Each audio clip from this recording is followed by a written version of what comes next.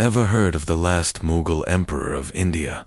His name was Bahadur Shah Zafar, and his story is absolutely fascinating. Born in 1775, he wasn't just a ruler.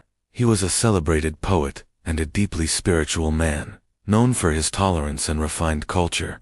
He represented a beautiful era of civilization that many admired. But his life took a dramatic turn during the Great Revolt of 1857. As Indians rose up against British rule, they needed a unifying figure, and they looked to him. At over 80 years old, Bahadur Shah Zafar became the symbolic leader of this massive resistance. Though the rebellion ultimately failed, he remains a powerful symbol of India's fight for freedom. Who were the real enemies of the last Mughal emperor, Bahadur Shah Zafar? While court intrigue and shifting loyalties were always a problem, his greatest and most powerful adversary was undoubtedly the British East India Company. For decades, the company had been systematically chipping away at Mughal authority, reducing the emperor to a mere figurehead. Their ultimate goal was clear: to completely dismantle the Mughal dynasty and establish their own undisputed control over the Indian subcontinent. The flashpoint came in 1857 with the Great Uprising. While Zafar was a reluctant leader, he became the symbolic head of the rebellion. The British responded with overwhelming and brutal force. After suppressing the revolt, they didn't just defeat Zafar, they aimed to erase his legacy. They put him on trial, deposed him, and exiled the frail, elderly emperor far away to Rangoon in Burma, where he spent his last days in captivity. In 1857, India was ablaze with the Great Uprising, and the city of Delhi became its epicenter. The British were desperate to reclaim it. Who did they turn to? Archdale Wilson. He was appointed commander of the Delhi Field Force. It was a monumental task. The city was heavily fortified, and his own forces were outnumbered and ravaged by disease. Wilson was initially hesitant, even considering a retreat.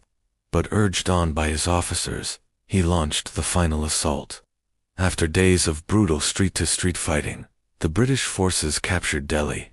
Wilson's victory was a turning point in the conflict, leading to the capture of the last Mughal emperor, Bahadur Shah Zafar, and sealing the fate of the uprising. A big part of the story lies within the walls of the Red Fort itself.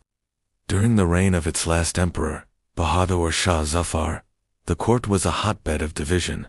The nobles, instead of uniting to protect the empire, were constantly scheming against each other for power and influence. This lack of unity meant they couldn't present a strong united front against outside threats. Furthermore, the emperor's military power was a shadow of its former self. He had almost no real army to command. His authority was mostly symbolic, a respected figurehead, but with little actual control over the fragmented territories. So when the Great Rebellion of 1857 erupted, the once great Mughal court was already a hollow shell, unable to effectively lead or fight back. When we talk about the Great Rebellion of 1857, the image of Bahadur Shah Zafar often comes to mind. But let's be clear, he wasn't a warrior king in the traditional sense. He didn't ride into battle with a sword in hand. Instead, Zafar was something perhaps more profound, a symbol. He was the last remnant of the mighty Mughal Empire, a poet, and a calligrapher who embodied a rich, sophisticated culture.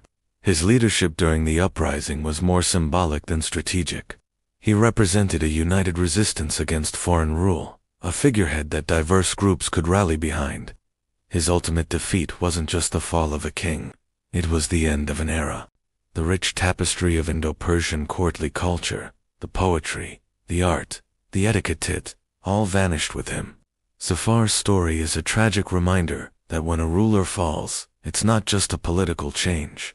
Sometimes, an entire civilization disappears with them. In the dramatic downfall of the Mughal Empire, one name stands out for its sheer ruthlessness: Major William Hodson.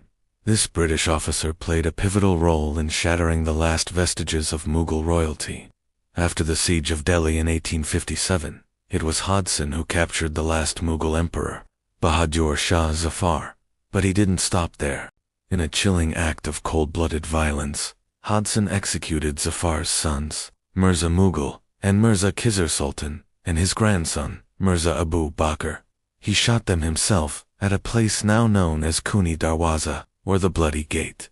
This brutal act wasn't just about suppressing a rebellion. It was a deliberate and symbolic destruction of a dynasty that had ruled India for over 3 centuries. Hodson's actions effectively extinguished the Mughal line, ensuring they could never rise again.